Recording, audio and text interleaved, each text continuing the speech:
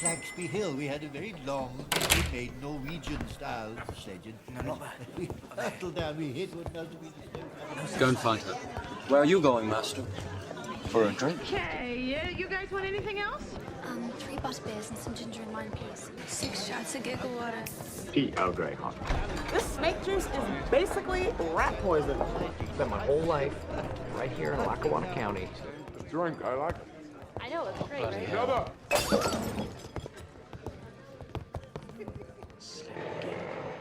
All right, gentlemen, welcome back. This round is on me, and if you have found yourself one booth down, I don't know, in the leaky cauldron, then welcome. He said the magic word. A doctor, a lawyer, and a professor have all walked into a bar, and gentlemen, it is Magic Month. And if this is your first time joining us, every year from July 31st, Harry Potter's birthday, to September 1st, they let me out of the straitjacket. I take control, and we have Harry Potter-themed episodes throughout the entirety of Magic Month. And I am living my best life right now. And Understood. And understood. You could tell Cody's working on something else. He put in one of his filler words. So Interesting. Interesting. Oh, yes. Yeah. Yeah, right. Yeah. Magic Month has always been really fun, and apparently based off of our metrics, you guys really enjoy it. So I'm excited to bring it to you again. This is year 3 of Magic Month, and that means that it's all, well, at least this first one and the last one, spoilers, is about the Prisoner of Azkaban. We've got a great one for you today. Coming up later, we have Who Wants to Be a Galleonaire? Prisoner of Azkaban edition. Double boiling But- trouble, fire and burn, cauldron bubble. He's feeling it today. Yes. Get on with your bad self. Yes. But before we get to Galleonaire, we're going to lead out this episode, like we do all of them, with the dailies. What are we going to call this? I write for the Daily Prophet. That's crap. I want the name of this flying whatchamacallit to go with the Daily Planet like bacon and eggs. Crap. Daily Bugle? That's pretty good. But it's taken.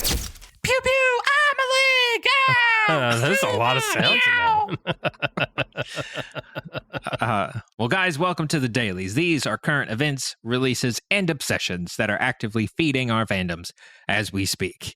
Cody, what do you got? So this just dropped today as of recording. So we interrupt this broadcast for some breaking news. this is, in fact, breaking news. So I try to be positive on air about things, but recent run of Star Warsian lore has not exactly been my favorite. My favorite of things that it says that was very diplomatic. Good for you. It says something that I recently I went on a purchasing spree of like 12 Legends continuity audiobooks of the pre-Disney canon. Yeah. Dallas, they can't hear you nodding your head. Yeah. There you go. My heart swelled so big. Because Del Rey, the publisher behind the Legend, who did all the Legends books, let's just say the High Republic is not getting quite the sales that they would like, so they're literally boosting sales by re-releasing new editions of old books. Yeah, as one does. Yeah. Right? However, I can't complain. I've got 6 different editions of Harry Potter in there on the shelf. Indeed. And there's been some on the shelf that they're getting audiobooks for the first time because a lot of these books came out during the cassette tape era and they were abridged. So, yeah, they were abridged in audiobook because otherwise they'd be like 45 cassette tapes. Come on. And the problem is... Right, yeah. Right. Get a bigger suitcase, bro. With that being said, a new trilogy has just been announced in the Star Wars world called the Reign of the Empire trilogy, starring, which was announced at San Diego Comic-Con. And it's basically Empire Year 1 from the point of view of the Rebel Alliance leaders as they are trying to build the Rebel Alliance in Year 1. So it's Mon Mothma, Bail Organa, Saul Guerrera. Okay. And it's sort of like, how are they dealing with Palpatine's first reign, the early years of Palpatine's first reign of terror, and building the Rebel Alliance? and it's those early perspectives, you know, that those perspectives of those characters. Because Andor, I enjoyed. But honestly, I would have rather had Andor be called Mothma. The B plot of Mon Mothma was far more interesting to me than the A plot of Cassian Andor. You, the government major? Shocking. I mean, there was a scene where she was in the Imperial Senate, and I'm like, okay, give me Star Wars C-SPAN. Like, give me committee meetings, give me hearings. Give me committee meetings. But it's starting, the first one is coming out February of 2025, which is weird. That's a real year that I'm living through. That sounds like a future year in a sci-fi movie I watched as a kid. Most of them were from around this time. So, Terminator, John Connor went back. Kyle Reese went back to Sarah Connor in the year 2027. Think about that. Like in the first Terminator movie. Close. The Avengers Endgame 5-year time jump went to 2023. Yeah. The future is now, and we are in the darkest timeline. But listen, if I can finish getting ChatGPT into my old Furby, I think we could get there. We're so close. But the first one is called The Empire: The Mask of Fear, has a beautiful cover of Mon Mothma in the Imperial Senate, written by Alexander Farid, who wrote the Battlefront books. Which were a really good, very, very good, like dark, gritty, like war books that came out those about 5 or 6 years ago. And then the next one is going to be written by Rebecca Roanhorse, who wrote Resistance Reborn, which is honestly my favorite sequel trilogy story. It is a book that was set between episode 8 and episode 9. And it felt like a more satisfactory conclusion. Than many ways Rise of Skywalker did. But that was a great book, and actually got me. It was part of the Journey to the Rise of Skywalker set of books that came out, and started to get me hyped. Because frankly, after The Last Jedi, I was not hyped for episode 9 or any of that. Yeah. But so 2 authors that I trust with characters that are ripe for more storytelling, count me in. And I'm looking at this going, this could be a Disney Plus series, and it could be a fantastic Disney Plus series, because I feel like Jimmy Smits and Genevieve O'Reilly and Forrest Whitaker would be on board for something like this. I love that that's something that Jenny will get to attach to later. Like this, like pretty awesome character in one of the best shows to come out of Star Wars. Mm-hmm. Yeah, that amazing actress who like kept you on the edge of your seat the entire time. Her name's Genevieve. That's fine. Indeed. But at the same time, I'm just happy we're getting it. And it's sort of like when the High Republic books came out, it was basically like, here you go, Cody. Here's something we know you will like. And it's just kind of disappointing that it didn't work for me. Like, I gave it every opportunity in the world. And so it's just like, you want politics, you want suspense and thriller in a novel form? Here you go. And I'm like, okay. And it was probably the fastest buy of a book I have ever bought. I bought it's coming out in February. And the moment I heard about it, I went on Audible and pre-ordered it today. So, yeah, I'm excited for this. I hope it's good. Please be good. But Acolyte did not work for me, and bless you, everyone who it did work for. It just did not work for me, and I'm not going to feed the hate. Yeah, I'm not going to feed the hate machine, because that's been the most disappointing thing about all of this. Is I'm not going to let internet break. I mean, there is even a lot of prestige television that doesn't work for me, and that's just my own taste. Yeah, like I can appreciate the cinematography, I can appreciate the storytelling. I don't like the story they're telling, so I'm not going to watch it. But there was a lot about very, very diplomatic of you, Mr. Oh, this is the first year of the Imperial Senate. Give me C-SPAN. To say it just didn't work for me. Yes, no, it was. I'm excited for these. I think 2 authors that I trust in this franchise to write good books so far, and the third one's written by a new author, so we'll see Brian.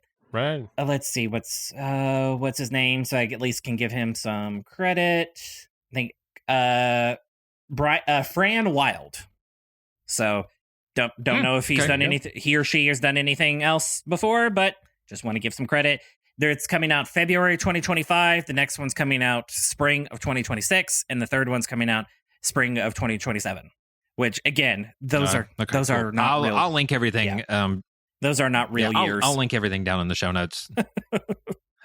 Dallas, what do you got? So mine is book related as well. I'm gonna pause from the video game. Listen, there are new video games that I've been playing, but they are not new to the world, so it's not as relevant. But this book isn't either. How many months did Cody go on a run of emulating Game Boy games? I'm currently and that was his day. I'm currently playing Soul Silver, but I finished Heart Gold, and now I'm just it's Dallas playing the game Soul Silver. Stop it! Get back! Secret twofer. That hasn't died. Like that hasn't ended yet. But yours is book related this time. It is. It is an older-ish book. I found it at a discount bookstore. It's a Star Wars book, but it's from a certain point of view, The Empire Strikes Back. Ooh, which is all just like short stories of background characters during The Empire Strikes Back. And so I tried reading the very first one, which was A New Hope, same type of book. But I thought when I first started reading that they were supposed to be funny, and I wasn't laughing, and I was like, I don't think this works for me because this comedy's not what I'm looking for. It's not comedy. They weren't supposed to be. I just thought it was. So I'm like, man, there's a joke coming soon. So I bounced off that one. So I picked this one up knowing that it's not supposed to be comedy. And I'm really enjoying it. Because Are they good? Yeah, like there was one that's like the lady that was like in charge of running the ion cannon on Hoth. That's it. There was one from the Wampa's point of view, from Hoth. Yeah, the rebels displaced him and his family, and so he's upset that he thought they killed his family, and so he whipped Luke. Is he a sentient creature? What? It's like in his brain, like him thinking all of these things. What? But that was it. I know I said it's not a comedy. There's one. It's the crew that's in charge of all of the probe droids for the Empire. The lady that was running the droid on Hoth that Han shot and blew up, and her telling I think there's a base on Hoth. Okay, the black ones that float around on the planet's surface. Yeah. That's a little short story. That's just her little story. It's not like galaxy changing stories. It's just a little. It's what I like about Star Wars is like the world building. Just like these people look interesting, and there's interesting things going on. I don't need you to change the galaxy. I just want to know what's going on. Like, what's going on in that little hut over there? What you selling? It's that tentacle good to know fried? That Star Wars has a different definition of probe. It's both. Is she working in the galactic colonoscopy suite? Not this one. That's the next book, I think. Gotcha. Yeah, that joke pays off in book 2. May the fiber be with you. She was probing a guy, and she's like, I think he's a rebel. Well, we all read Lost Stars. I don't want to speak too soon. We all read Lost Stars. There were certainly some probing to be had there. Well, ironically enough, weirdly enough, mine is about a book. What? And mine is about this the orphan kid longing for greatness, living with his aunt and uncle, who has effectively a hairy wizard that comes and picks him up and says, "Hey, you can go off and you can train to Wait. Oh, so we so all three read a Aragon. Star Wars book. That's crazy. You've been reading Aragon. Wait, what? This trope's been reused before? What? No, I had to bring one Harry Potter related. This is Magic Month. Pre-orders for Quidditch Champions opened. Oh, yeah. Today, as of this recording. And we got a new trailer. I'll play a little bit of it here. Attention, students! The day so many of you have been waiting for is here. The path to the Quidditch World Cup begins now. Your careers will take you to larger and larger venues as you compete for various championships. If you're looking for even more competition as you sharpen your skills, you'll find there are many ways to compete against the best of the best. With enough hard work, talent, and practice, who knows? You may end up on the world stage competing for the most prestigious prize of all, the Quidditch World Cup. It told us a lot of information. Like, you can play as existing characters. You can make your own character. Oh, nice. You have solo play and it's just like we thought. You start in humble beginnings and you work your way to bigger and bigger venues, even getting all the way up to the Quidditch World Cup. But it also has competitive online play too, and I can't wait to text every one of you every 5 minutes until you send me documented proof that you downloaded it so we can play it together. Platform-wise. I looked at it today. Platform-wise, what all is it on? Like everything. Every Switch included? Like it's on the Switch. Now I don't know if online play is cross-platform. Yeah. I think like Switch users will be able to play online with other Switch users. Gotcha. I don't know. I could be. This feels like, and maybe this feels like something I would buy for both. So that I like for handheld. Okay. For handheld plays, I would want it for both. Yes. And I am super pumped because I think this is something that Jenny's going to really love, especially with that moment that she looked at me with like this possibility gleaming in her eyes and said, "Daddy, is Jenny going to be the hero of this game?" So I'm like, yes, 100% yes. Yep. Yes, she is. I Yes, love she it. is, my baby. So I am super pumped about that. I was going to talk about Deadpool and Wolverine, which we did see, but Dallas, you have not seen it yet, so I'm going to save that for a little bit later date. Can I sneak one in here? Thoughts on Robert Downey Jr. returning to the MCU to play Victor Von Doom? I thought that was a joke at first, and it was definitely not. I watched a couple of YouTubers shortly after that announcement, Mm-hmm. and I fully agree with their assessment. Is this a break glass in case of emergency kind of move for Marvel? Yeah, probably. At the same time, the only time I have ever been disappointed by the Russos has been Civil War. So hot take there. That's the only time I've ever been disappointed with the Russo brothers. Also, yeah, if he's truly Victor Von Doom, I'm all for it. Like it. I mean, Doctor Doom. Yeah. I don't know if it's a moniker that he's just assumed or whether his name is actually Victor Von Doom. Right. But from what I can gather, there is comic precedence for a variant of Tony Stark to become Doctor Doom in an alternate universe. Now, I don't think he's going to be from 616 or like the current MCU as we know. As long as he's not Tony 616 back from the dead, by all means, bring it on. Yeah.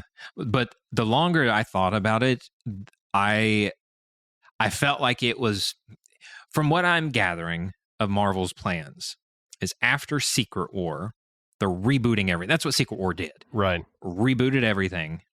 And they can start telling the stories, and they have gathered their Infinity Gauntlet of IP. They have the Fantastic Four. They have the X-Men. They have the Avengers. And they can start from the ground up and tell the stories the way that they were always told in the comics, where all of these characters and groups and teams were all adjacent to each other. They had crossovers. villains would become villains in different storylines, and they were all intersected. And they are using a story mechanic to reboot it to be able to tell those stories. And I thought that there was an immense amount of poetry in Robert Downey Jr.'s Tony Stark starting the whole thing. And you either die a hero or live long enough to see yourself become the villain. That's literally what's happening. And Robert Downey Jr.'s Doctor Doom is going to reboot the whole thing. Now, I could see this being a situation where, like, best case scenario for me is how they tell this story. You know, Bucky kills Howard and Tony's mom, I don't remember what her name was, in Latveria when Tony was a baby. He grows up in Latveria as a Victor Von Doom type and has no idea about his Starkisms, if you will. Oh, interesting. Okay. Like, so they preserve kind of a Romani heritage. Like, he's an adopted child of Latveria. Okay, but he still has the Robert Downey Jr. face, but he has the nurture of Dr. Doom's I don't know who Dr. Doom's parents childhood. are, or, you know, where he comes from in that regard. Yeah. But I think that I think that is best case scenario for me in this story, is that obviously if you're doing Robert Downey Jr., everyone's going to be like, that's Iron Man. So you might want to lean into the fact that it's Tony Stark, but how do you get him away from being Tony Stark, if you will? Yeah. Right. Yeah. Which, now listen, we have multiverse precedents now, so like you can kind of do it. I bought Hugh Jackman's face and a completely different Wolverine in Deadpool and Wolverine, hook, line, and sinker.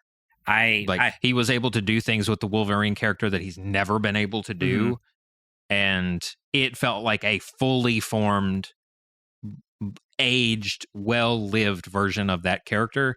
Still had Hugh Jackman's face. Right. So if Hugh Jackman can pull it off, I think Robert Downey Jr. is a fantastic actor. I 100% think he can pull it off. But I had to sneak that one in there. That was, you mentioned Comic-Con, and I'm like, oh, I wasn't going to talk about that either. But, but here we go.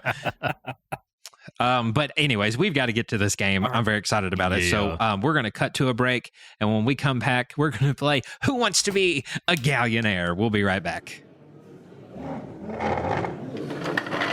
I'm going to go as fast as I can so I don't miss anything. Excuse me, may I go to the bathroom first? I got to go to work. We'll return after these messages.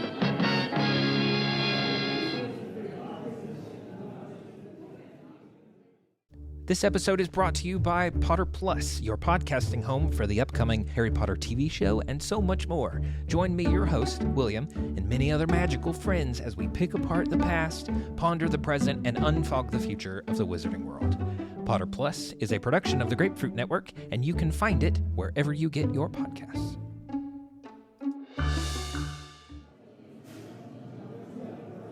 Oh, shoot, did I miss the halftime show? Gosh dang it, who'd they have? What are you doing in here? During here, I pay for that privilege. I'm feeling much better now. Yeah, I'm having an heart attack. Get back to work.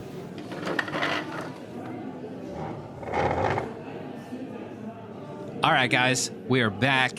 Now it is time for Who Wants to Be a Galleonaire. And if you've noticed from the top of the show, Alex is still on his much deserved, oh, good grief, his much deserved and well-earned break. So we still have to build.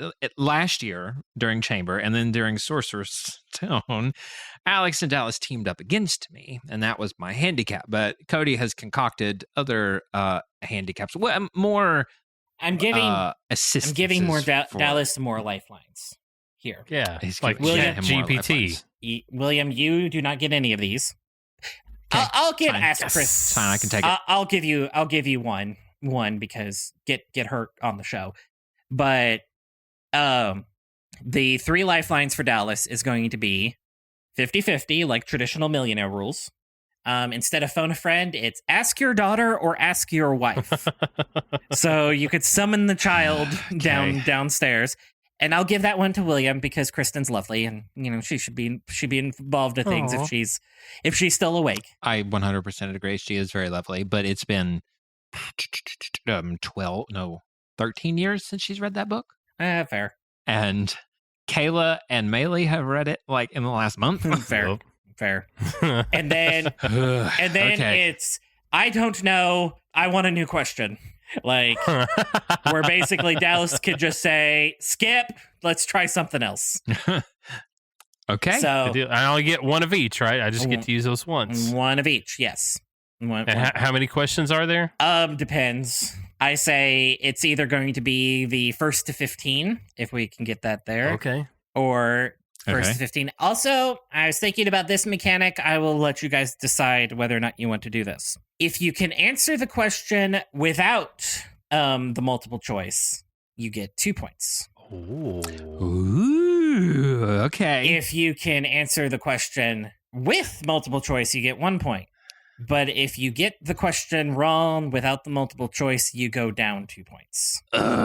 So it's like shooting the moon. Where these are like if you make it, you get 360 points. But okay. What do you think? No, I like it. Listen, I took over the topic of the programming. This is your program. Okay. Fair enough.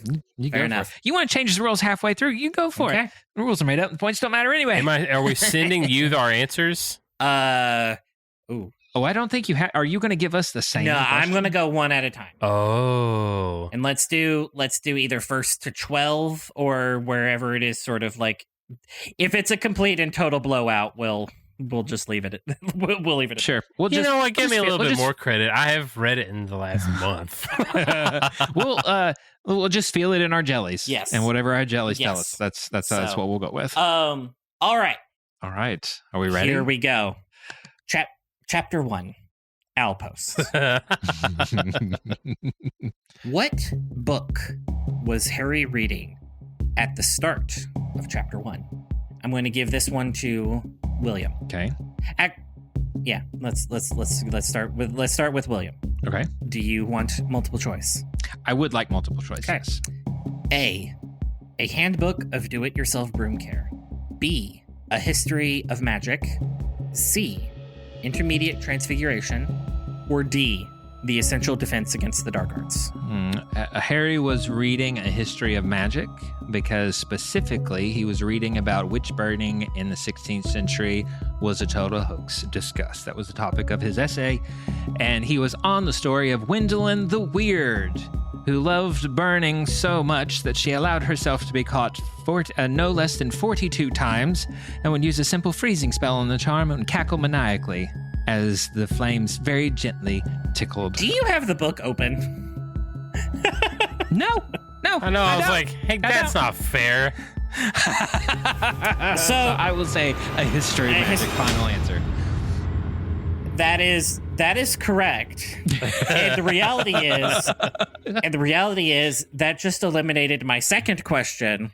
What assignment was Harry working on late at night in chapter 1? I will at least give you. So if you I will stop monologuing after my answer and just give you an answer. How about that? All right. And I'll at least give you the 4 choices. The effectiveness of the campaign to outlaw the use of love potions on muggles and analyze.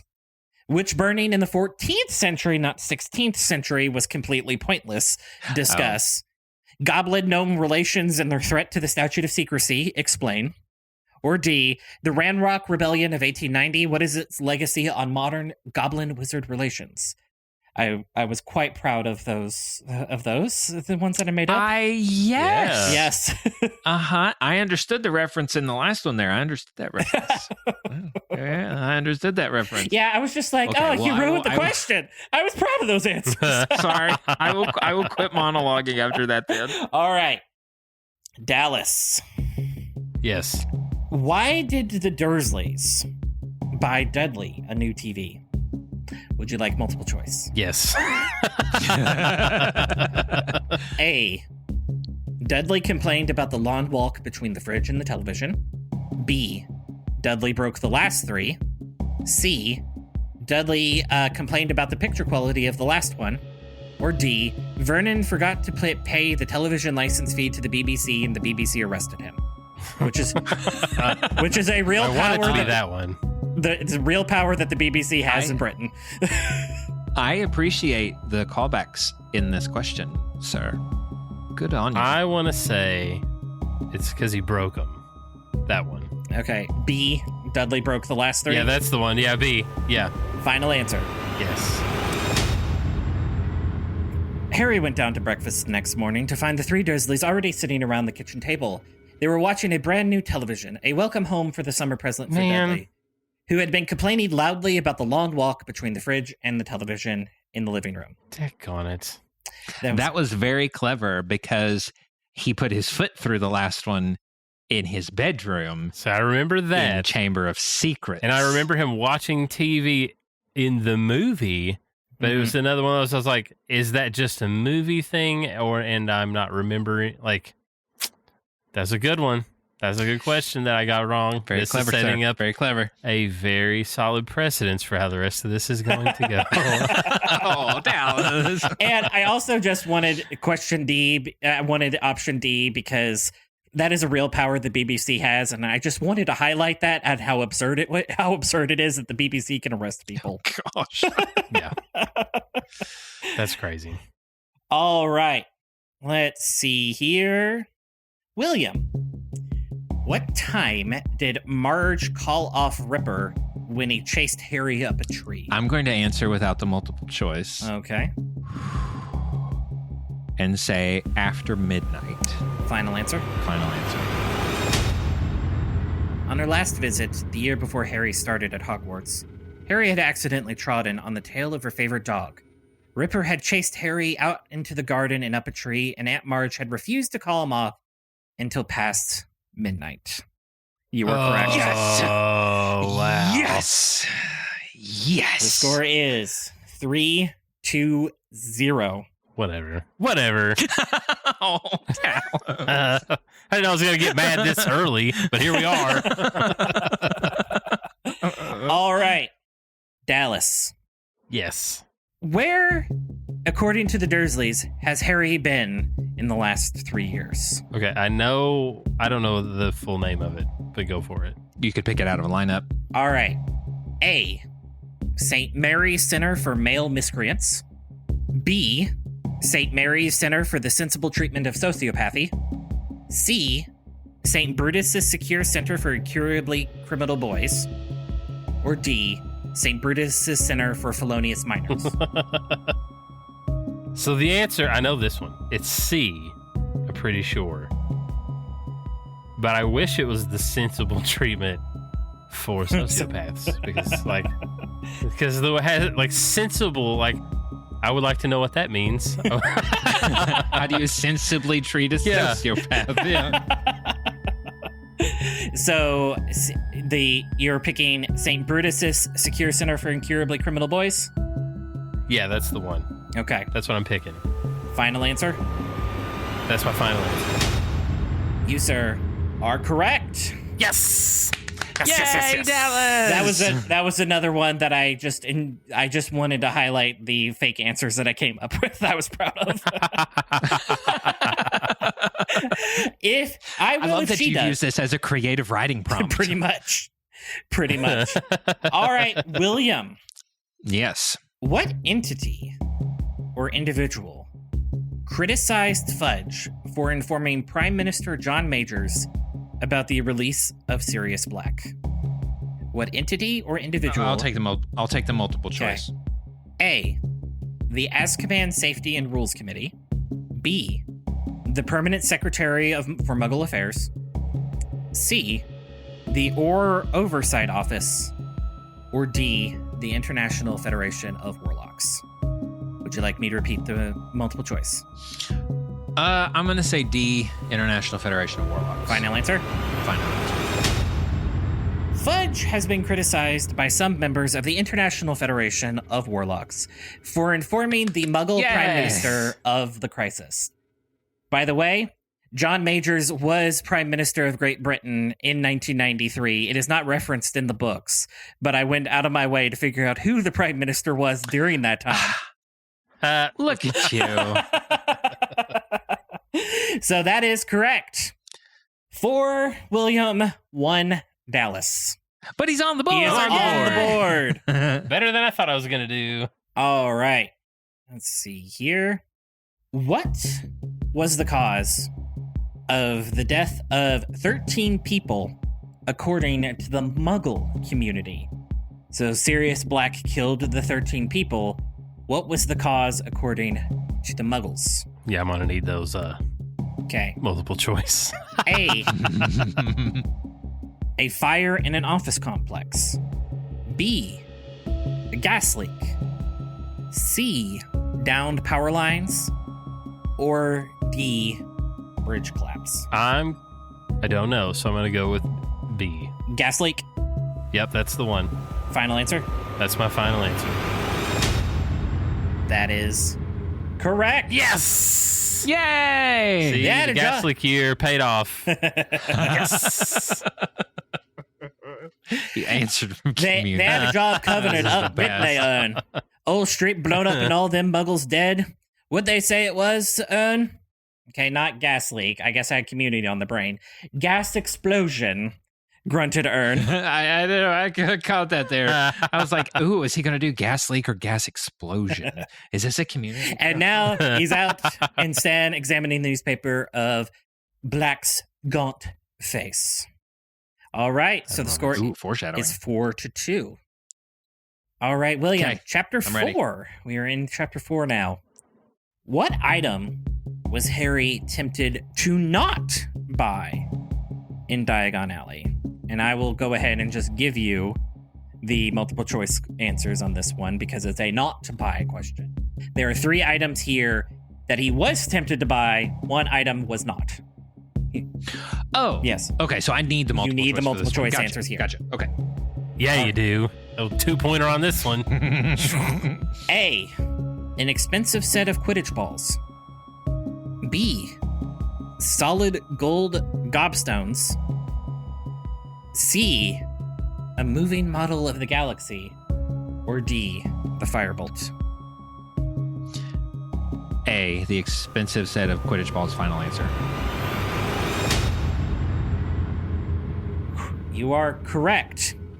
He had to keep reminding himself that he had 5 years to go at Hogwarts, and how it would feel to ask the Dursleys for money for spell books to stop himself from buying a handsome set of solid gobstones.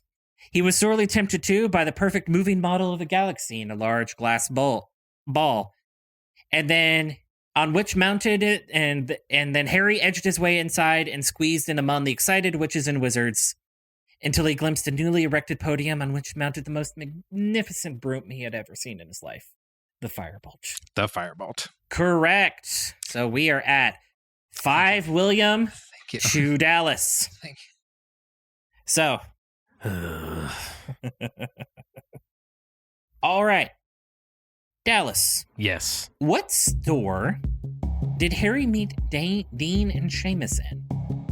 Multiple choice me. A, Flourish and Blotz. B, Madame Malkin's. C, Florian Fortescue's ice cream shop. Or D, Quality Quidditch Supplies. Remember, you do have the lifelines. Yeah, but this is too in the weeds, I think. Yeah, let's do the 50-50 one, because this one, I don't know. All right. C, Florian Fortescue ice cream shop. Or D, Quality Quidditch Supplies. I'm going to say Quidditch surprise. Quidditch surprise. Quality Quidditch supplies. Harry met Seamus Finnegan and Dean Thomas, his fellow Gryffindors, in Quality Quidditch Supplies. Yes! Where they too were that ogling for the fireball. I had 2 that were sort of like, where would he meet Hermione? A robe shop and a bookstore. And then Dean and Seamus, if you know anything about them, ice cream and Quidditch probably tracks. Right, I am boiled it down to, but then I was like, man, yeah, but who even knows? I've been super impressed with the questions so far. Yes. Bravo, sir. There's layers here, and the layers I'm never sure if it's gonna play out. And boy, do they never disappoint. All right, chapter 5. What historical event occurred in Hogsmeade? I will give you the multiple choice on that one. Okay. A, the 1612 Goblin Rebellion. B, the 1484 Pixie Revolution. C, the 1764 Centaur Riots. Or D, the 1245 Giants Massacre. A 1612 Goblin Rebellion. That is correct. I knew it was a Goblin Rebellion, and I knew it had a year, and I didn't throw it out because that's how specific. Yeah, and he wouldn't have given it to me if I didn't get the year right. Because but Hogsmeade is a very interesting place, isn't it? Hermione pressed on eagerly. In Sites of Historical Sorcery, it says the inn was the headquarters for the 1612 Goblin Rebellion. And knowing you and all of that repressed aggression towards me as your older brother, I know that if I got one number wrong in that year, you would not have given me the answer. All right, Dallas. Yes. What power does Lupin have that is rare among wizards? I don't know if this is what you're looking for, so I don't know if I should answer it before. Give me the multiple choice, just in case. All right. A, the Patronus. B, human transfiguration. C, wandless magic. Or D, human flight. B. We'll say B. Hold on. Lost my place. The wandless magic? No, that one. That is incorrect. Daggone it. In fact, man, William, do you know the answer here? I'm not giving you the point. Read the options off again. A Patronus. B, human transfiguration. C, wandless magic. Or D, human flight. I was, if this is not counting, I was going to say Patronus because he fought the Dementor off. And he tells Harry later on in the book that even fully trained qualified wizards struggle with it. Interesting. So on these, I did not get the quotes set up because these were some last minute ones, but I'm going to pull up the quote here. There was a soft, crackly noise, and a shivering light filled the compartment.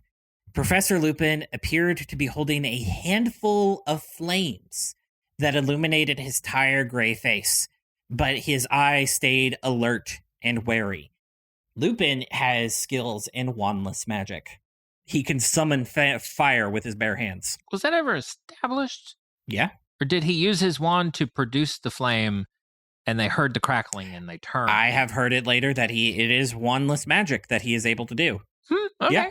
Yeah. See, there's in the game, they bring up wandless magic. William, can I talk about this? No. Okay, never mind. It's very early on. I know the statute of limitations and spoilers for that game is long gone.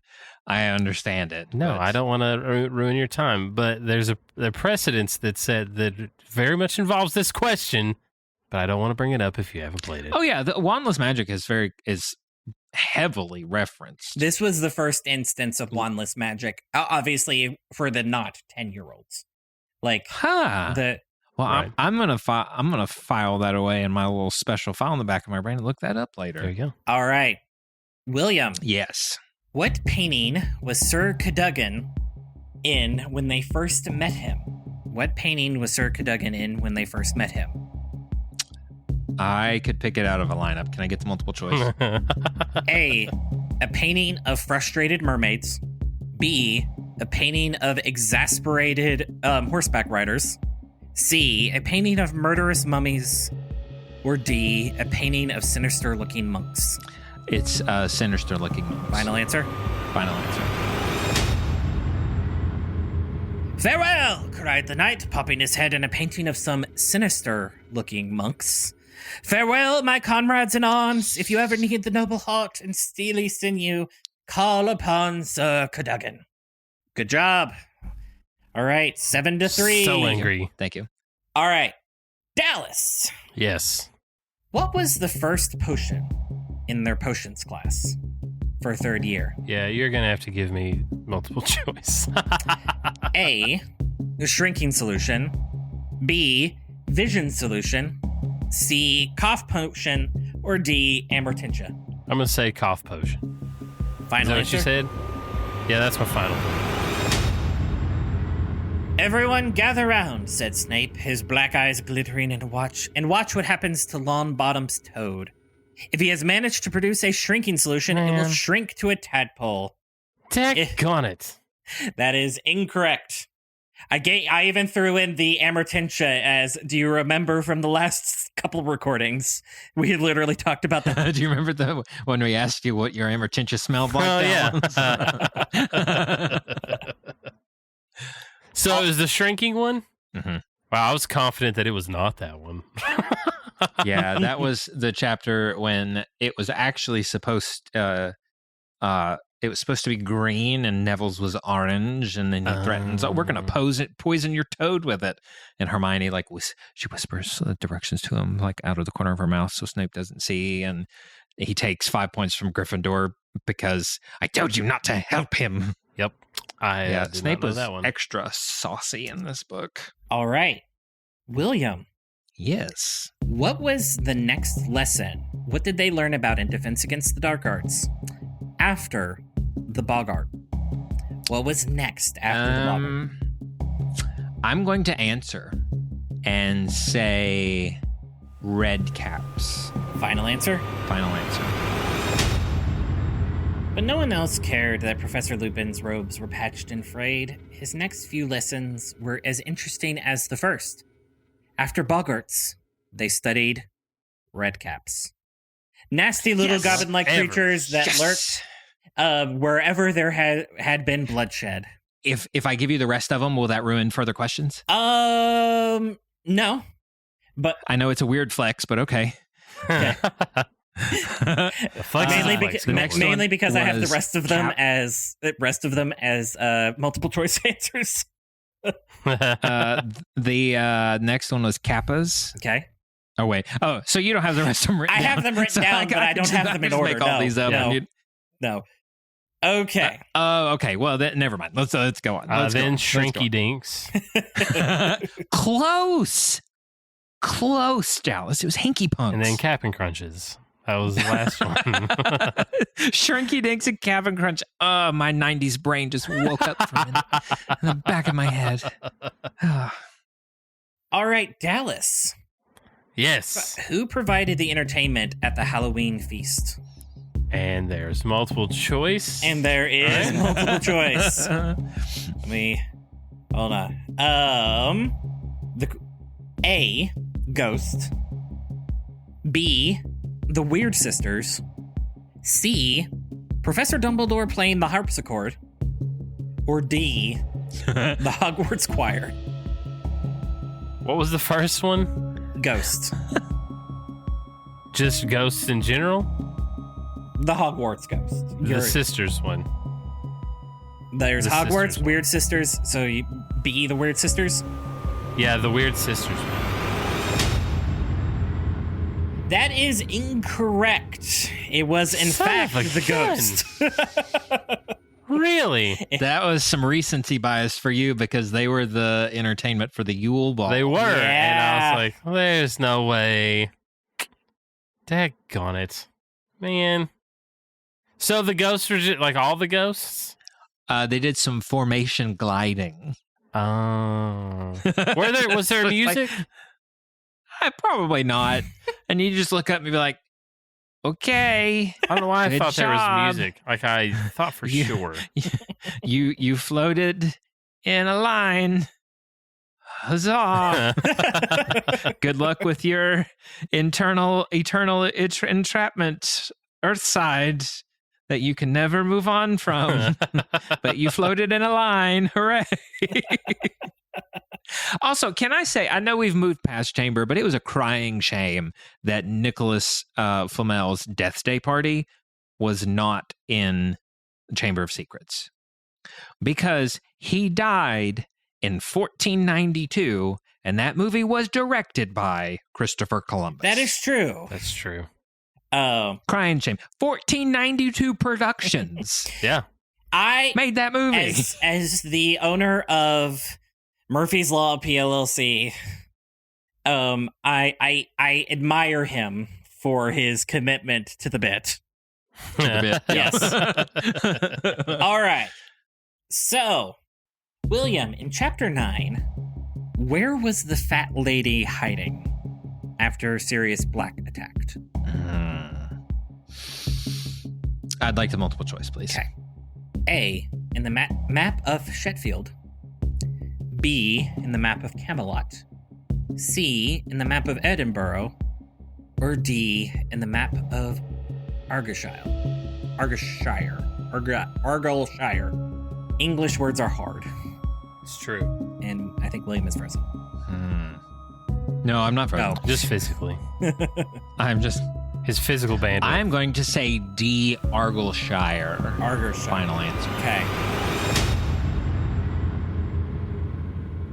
And the fat lady, sir, hiding in the map of Argyllshire. So that is correct. Yes. So William Whatever. William is at 10. You both made that up.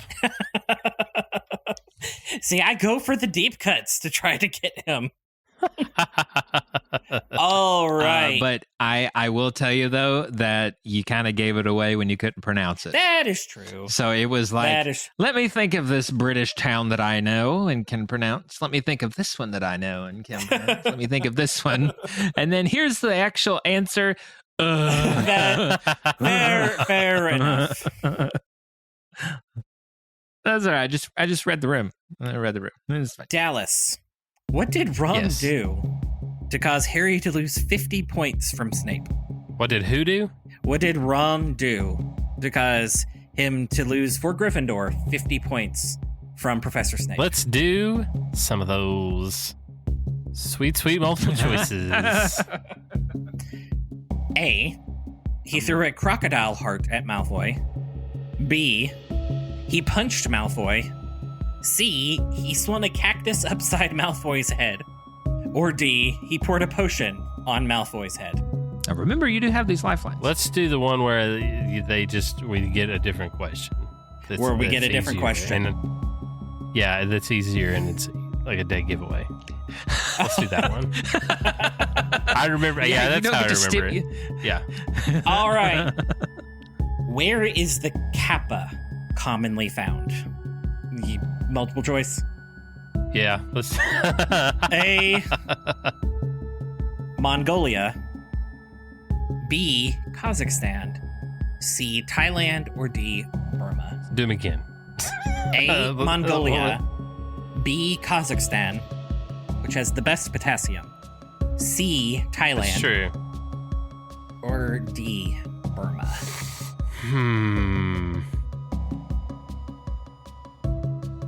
I'm going to say Mongolia. That was one. That was the top one. Is that your final answer? The bottom one. Mongolia? Yep, because I switched the question for this one, so it's the bottom of my final answers. That is correct. Yes! Yes! I finally got to guess one correctly. All right. William, I'm going to give you the question that Dallas passed on. What did Ron do to cause him to lose 50 points from Snape? He threw the crocodile heart at Malfoy. That is correct. See, I was confident that was not it. I was like, thanks. That's not the one. For sure. All right. Dallas, which is Hermione's favorite subject? Multiple choice, please. A, Muggle Studies. B, Arithmancy. C, Transfiguration. Or D, Ancient Runes. This one's B. Arithmancy? That's the one.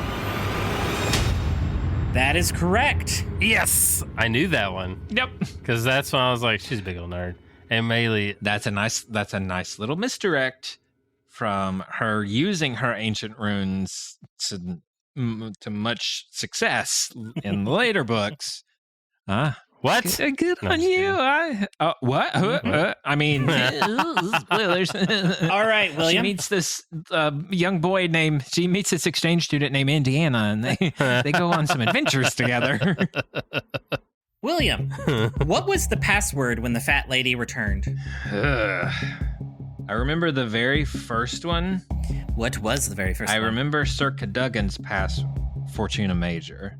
I remember Sir Cadogan's, the only one that they mentioned was Scurvy Cur. But when the fat lady returned... okay, I'd like multiple choice, please. Well, A, Fortuna Major. B, Caput Draconum. C, Flibberty Gibbet. Or D, Fizzywig. I'm going to say Fizzywig. Final answer? Final answer. That is incorrect. Oh, I missed one. It was a Flibberty Gibbet.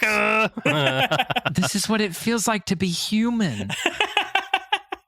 He can bleed. Which one was it? Flibberty Gibbet. Okay. I thought for sure that was not it. I was like, that's the one I know that's not it. It's always that one. It's always the one I'm confident that it's not. So, Dallas, interestingly enough, Hogwarts motto is, in English, never tickle a sleeping dragon. You knew that, obviously. There is a theory that since the very first password that you ever hear for Gryffindor Tower is Caput Draconis, which literally translates to head of the dragon, that Hogwarts Castle was actually a giant dragon that was slain by the Hogwarts founders, and they transfigured its body into a castle. What? Really? That it was a Hebridean black, and there is legend in like Scottish mythology of a dragon that was slain in the Scottish Highlands. And when you look at the map of that dragon and like where that dragon's lair was, it lines up almost perfectly to the geology of the Black Lake on the grounds. And so there is a working theory that Hogwarts Castle was a dragon, a giant dragon that the founders slain. What? And whenever they transfigured it, they made the motto, "Don't tickle a sleeping dragon," because they took a sleeping dragon and transfigured it into the school, and its head became Gryffindor Tower, and that's why the first password that you hear is Caput Draconis, or head of the dragon. That just blew my mind. That's one of the most in-depth theories I've ever heard. Oh, how much time do you have, dear sir? All day. So, like, the directions that they could take a Founders show are insane. Like, if HBO is always searching for the next Game of Thrones, let's go figure they found it in, like, a prequel to Game of Thrones, so they just made more Game of Thrones. Rude. But making the Founders show set in the 1900s with dragons and wizards and... Would you want them to be like very wise wizards, or would you want them to be like yuck, like, oops, we accidentally stumbled upon a dragon's lair, like, or would no, they were widely heralded as the greatest witches and wizards of the age. Right, but like, are they really, or is it like they just kind of bumbled around? No, I don't want that to be the no. You don't want like a man with coconuts behind him. We don't want to go. You advertise Trinity as a Jedi. I am sold. And you, spoiler, kill her 10 minutes into the show. That was the biggest, like, yank. Sorry, that rug that you were standing on. Eat dirt, sucker. I'm pulling that thing out from underneath of you. Like, no, I would not want any, like, shock factor. Like, you don't want like a Monty Python's in the no, I want it to be, but I want to go. Gryffindor and Slytherin were known for their friendship, and I want that to be like borderline Fred and George level. Like, I want them to cut up. I want them to be. I want them to copy and paste the X-Men dynamic, and just get James McAvoy and Michael Fassbender as the Xavier and Magneto as Gryffindor and Slytherin. Okay. And then when you get sort of the flashback scene, though, of like the big falling out in Chamber of Secrets, it's Ian McKellen and Patrick Stewart. which I've talked about more on our episode. We delved into this on Potter Plus. Check it out on your podcatcher of choice. I was going to say, this sounds very Potter Plus-ish. Oh, that's segue, my dear. You did not hit a rock one riding down that sidewalk. Good job.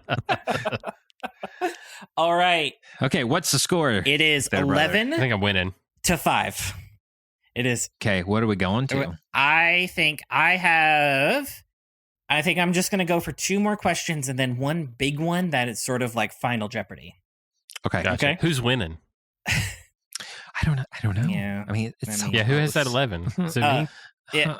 Who brought it up to 11? I'm sweating. All right. Okay, who was next? We got off topic. Who answered last question? I missed the Flibberty Gibbet. Okay. And I think that's where we stopped. Because one of the episodes was Caput Draconis, and I'm like, fun fact. Ding. Bingo. All right. Fun fact. Dallas, what suggestion did Fudge give for security after he called off the Dementors? Let's do some of them delicious A, choices. trolls. B, dragons. C, R's. Or D, charms. R's is not a term that someone from Kentucky should use. RRs. Have you watched 30 Rock where they pitch the show The Rural Juror and nobody can say it? It's kind of like that. Yeah. I'm going to say trolls. Final answer? Final answer. Oh, yes, it'll have to go, said Fudge, running his finger distractedly through his hair. Never dreamed they'd attempt to administer the kiss on an innocent boy. Completely out of control, no. I shall have them packed off back to Azkaban tonight. Perhaps we should think about dragons at the school entrance. Daggone it, man. I was picturing like the little hairy There were trolls. The fat lady came back under the condition that she had a century of trolls. That was a possible tower. question.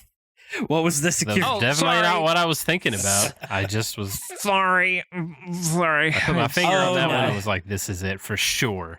I said I wouldn't monologue, and you caught me monologuing again. William, what grade did Hermione get in Muggle Studies? Okay, I'm going to answer this one. Okay.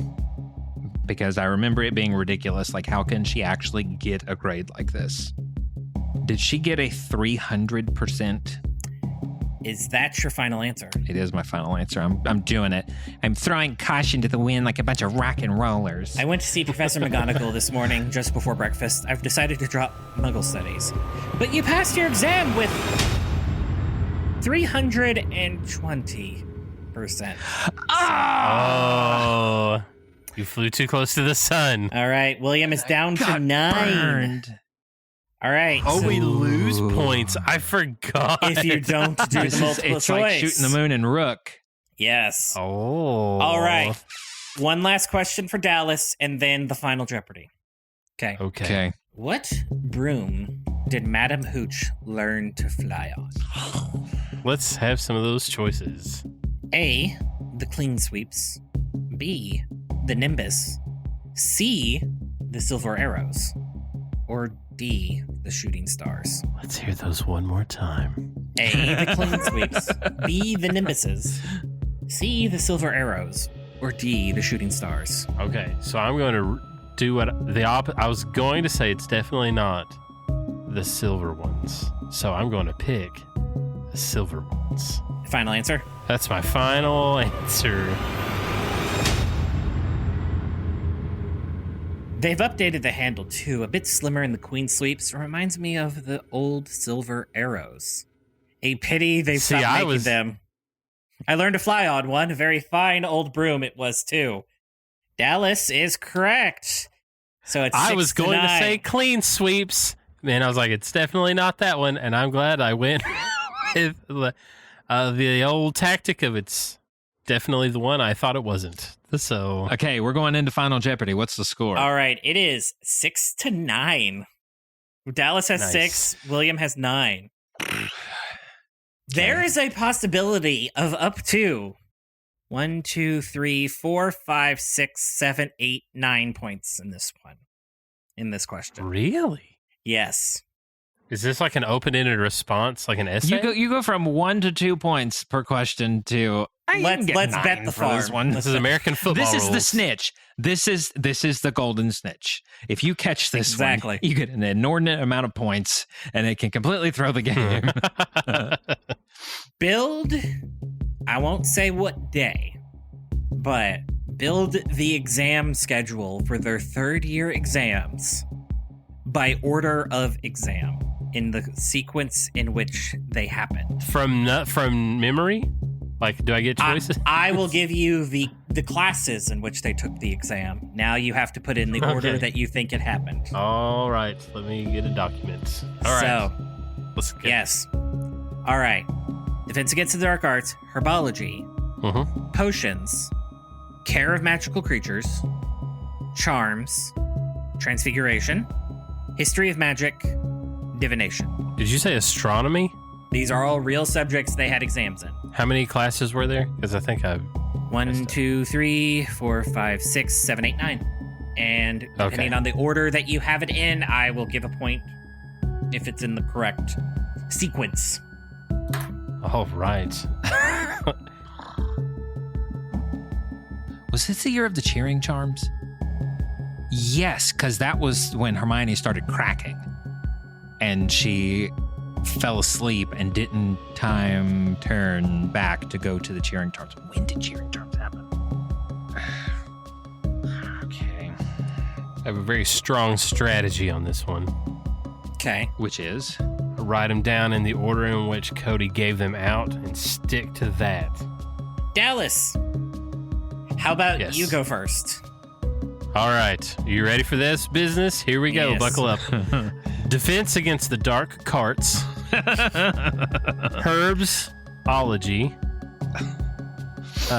Potions or essential oils. Care of magicians, rabbits. Astrology. Which is the only, like, that one fit better. Blow pops or charms. Transportation. History of Magic, The Gathering, and Divilation. I couldn't think of anything for that one. I couldn't think of anything fast enough for that one. Dallas, out of a possible 9 points, you, my friend, 11 somehow got 1. You know what? That's one more than I thought I was going to get. Wait, which one did he get right? I'm going to give the full order after William, you give yours. Ooh, that's so mysterious. Okay, I've sent it to him. All right, I had Transfiguration, Charms, Potions, Care of Magical Creatures, Astronomy, History of Magic, Defense Against the Dark Arts, Herbology, and Divination. William, my brother, you got 5 points. What? I'm so mad. Okay, let me guess which ones I think are right. I remember Transfiguration being first, and I remember Divination being last. You are correct. And then, Transfiguration overlapped with one of Hermione's classes, because Ron was like, how can you? We have Transfiguration. And it overlapped with one of Hermione's other classes for Charms. Is Charms correct? Charms is number 2, correct. Charms is number 2. Okay. I know Astronomy was in the middle. Is that correct? Hold on. 1, 2, 3, 4, 5. Is Astronomy number 5? No, Astronomy is number 5. That is correct. Okay. I think then I must have just switched 2 of them in the other positions. Care of Magical... So the final tally, it's Transfiguration is number 1. Charms is number 2. Care of Magical Creatures is number 3. Potions is number 4. Astronomy is number 5. Okay. History of Magic is number 6. Herbology is number 7. Defense Against the Dark Arts is number 8. And Divination is number 9. Curses. So I got 2. Because my astronomy is in the right spot on accident. 1, 2, and then 3, Divination. 4, 5. You are correct. Thank you for calling me out on that. So it doesn't Dallas matter. has Like, 8 the difference points.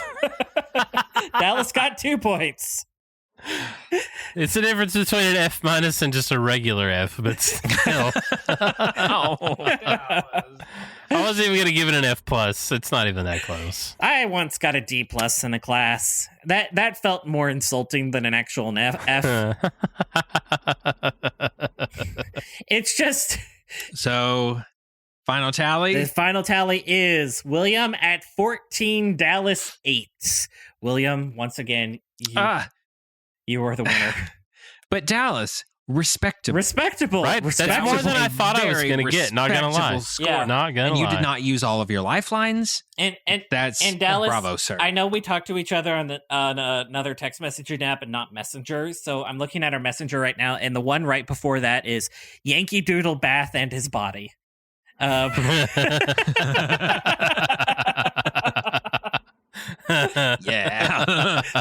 I like to keep it consistent, you know? That's what I like. Cody, I appreciated the deep cuts inside of that game. I appreciated the misdirects that pulled from other books. It touched my nerdy Harry Potter heart. I will say that again, once this project is done, I'm probably going to give the franchise a rest for a while, because these deep cuts, I'm like, okay, maybe just a little bit of a reset. They gave him real cuts. Well, you've got an entire year before Goblet, so you need to start in starting, because that is 37 chapters right there, and that's the one I've been worried about. I was going to say you need to start in like 3 weeks. Right. So take your break as you can take it. But let us know how you did if you played along with us. And we're going to take a break. And when we come back, we have a listener submitted table topic, and we will head out of here. We will see you guys in just a second. I'm going to go as fast as I can so I don't miss anything. Excuse me, may I go to the bathroom first? I got to go to work. We'll return after these messages.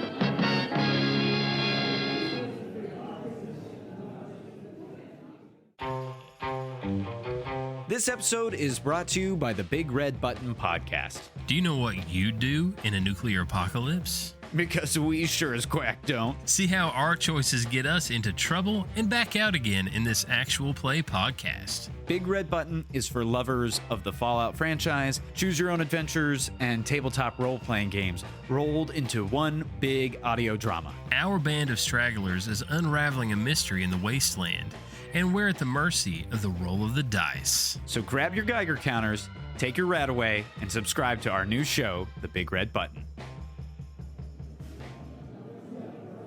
Oh, shoot, did I miss the halftime show? Gosh dang it, who'd they have? What are you doing in here? During here, I pay for that privilege. I'm feeling much better now. Yeah, I'm having an heart attack. Get back to work. Pew, pew, pew, pew. Pew, pew, pew, pew, pew, pew. All right, guys, welcome back. We're going to round out tonight with a table topic, and this one actually came through on our text line. If you have been looking at the show notes for all of the episodes, right at the top it says send us a text message, and we get those messages, and we'll read them here. Feedback, questions, concerns, table topics. That's a really great way to get in touch with us. Whoever sent in this question, it says you're from Ohio, so hello, Ohio. Thank you for listening, but it does not say who it was, and it blocked out the number. So if this was your question, I don't know who to attribute to other than the state of Ohio. We're going to say the state of Ohio asked this question. Land of many astronauts. The land of many astronauts. Italian astronauts, apparently, because the question was, can something be pasta, but not a noodle?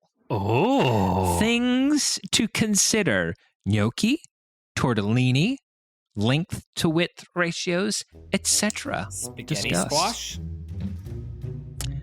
Okay. Is that a pasta? What makes pasta pasta? So can it be a pasta but not a noodle? Is this a square, rectangle, square situation Where is Alex when you need him? Our dear, very Italian friend. Our resident Italian, yeah. Oh, he's probably going to listen back to this and just like the good thing he's getting a new phone, because the one he has currently he's going to throw across the room. He'll throw us spaghetti. So is the requirement for pasta some sort of starch that is compacted in a dried form that's shelf stable that you can then boil to waken back up to a softer state? This feels like one of those, like, intelligence is knowing that tomato is a fruit, wisdom is knowing not to put it in a fruit salad type of things. Yep. I like that. I'm going to write that down. Hold on. I've been making fruit salad way wrong. No wonder it tasted awful. Yeah. But, I don't... So, is a ravioli a pasta, or is that a different thing? Is ravioli a noodle? Like, I is that considered a Next pasta? question. Is a Pop-Tart technically ravioli? What? That's true. That's just a sweet crunch. Is it a sweet ravioli? I'm sure you could boil it. I'm not entirely sure what would happen. Have you ever put butter on a Pop-Tart? Starchy. It's so freaking good. Butter. And your butter. And your pocket Pop-Tarts. That you had in your cargo shorts. Yeah. Oh, that's because the Pop-Tarts just fit so perfectly. That's a throwback. They fit so perfectly in that little top pocket. Is a Hot Pocket ravioli? I think it's the noodliness of the outside, but I think once it is so a gnocchi is just a little ravioli, right? Just with different things in it. I think gnocchi is made from potato starch. The whole thing? Mm-hmm. I believe so, like potato and egg. Because from my understanding is to not even all pasta has to be made with an egg. Like, we are horrendously unqualified to answer this question, and we're on the internet, William, so that means we need to answer it very, very loudly. You're the cook here. Like, give us some definitions. Here, mother-in-law, I need to call... If it wasn't 11:25 at night right now, I would be calling my mother-in-law right now. She makes noodles from scratch. So can something be a pasta but not a noodle? I think that the key here is noodle. Is it the slurp? But is it... Like the ability to make it disappear very quickly? Is lasagna pasta a noodle, but but just like in flat square form? Like... I mean, if you had a lasagna that was 20 foot long and a giant was eating it, it would be linguine. I mean, you're not wrong. I think that a noodle has to be longer than it is wide. That's what she said. And it can't be folded in on itself and stuffed with things. Okay. But it can take other shapes. Like it can be a circle one. It can be a macaroni. But is that a noodle? Because it's I've heard longer. it referred to as macaroni noodles. Because it's long. Longer than it is wide, just because it's shaped weird. That's what she said. See? It's respectable.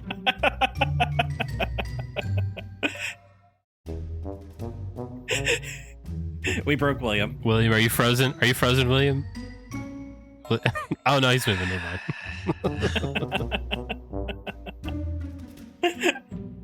Yes, the chef. Yes. To which he responded, yes, chef. Yes. Yes, chef. Yes. Of course. Absolutely, yes, chef. That's my fast and loose, non-expert opinion is a noodle has to be longer than it is wide. Look, I'm just here for the bread. If you made a lasagna and it's all mostly the same size, that's a sheet of pasta. I wouldn't say that's a big old noodle. Now, if you covered it in spaghetti noodles, like a monster, but also I kind of want to try that now. Instead of a whole sheet, just throw a bunch of noodles down there and see what happens. Is that just a baked spaghetti? A layered baked spaghetti? Probably. I'm going to... Here's where my hierarchy developed in this fashion. A hierarchy of noodles. Cooking method of boiling has branches. One of those branches is pasta. Pasta has a subset branch of noodle. But if you back up to pasta and then you back up to cooking method of boiling, you can also go down to tortellini or ravioli. If you back up to boiling, you can also go to gnocchi. as an option, as a starch that can be boiled to be softened for easy consumption, then covered in sauce. That's where I stratify it. Okay, so is a ravioli no longer a pasta anymore? Or is it just using pasta to make a different thing? No, that's like saying a sandwich is still bread. Right. Is it a dumpling? I think dumpling is I'm more going to make my mother-in-law it's pasta if you boil this, it. and maybe even record a response. You know, just I would love that. like I would love that. Because- Lori, when you hear this, please. She's going to give us a cease and desist just because of how horrible. Look, all I can contribute to this conversation at this point is I'm just here for the bread. Like I am the I am the garlic bread breadstick person in the room. Like I love garlic bread. I'm downing a loaf of garlic bread, but when I was first dating Michelle, I would often, one of my tasks as then boyfriend, then fiance, now married man, is to mow my mother-in-law's yard. Good on you for mowing your I mother-in-law's am yard. mowing my mother-in-law's yard because if I don't, the 80-year-old grandfather will.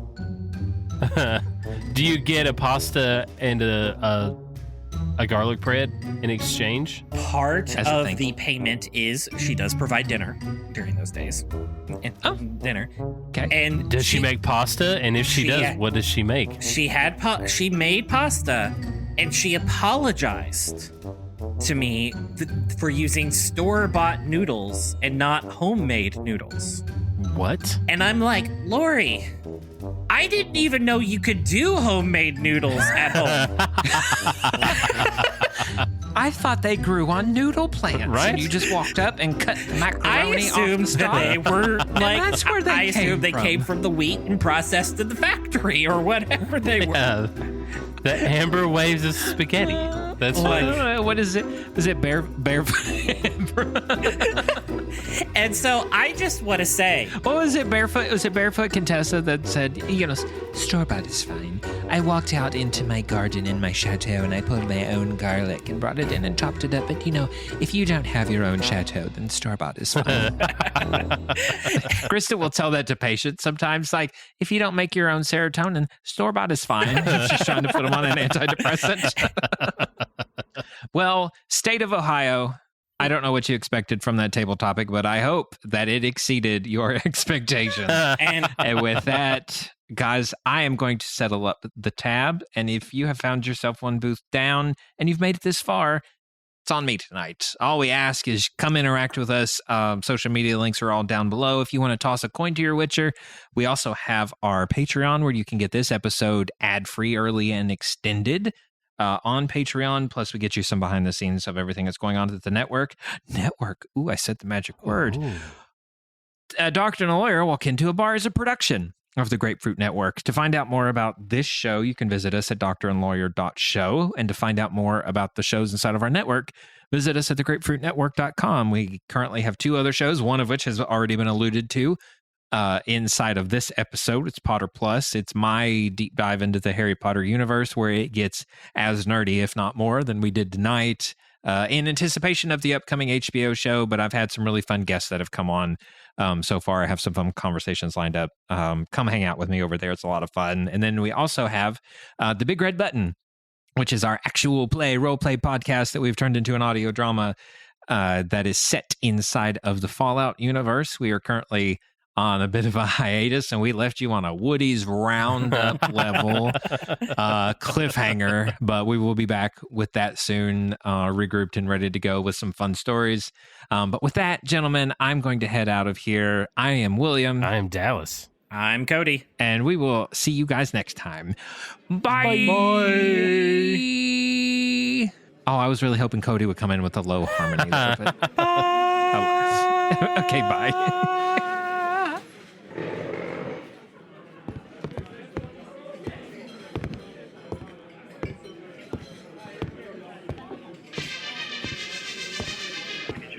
Are you kidding? I'm working. All right, I'll be right there. and grab the Marie. Go! Come on, my lover. Come on, my friend.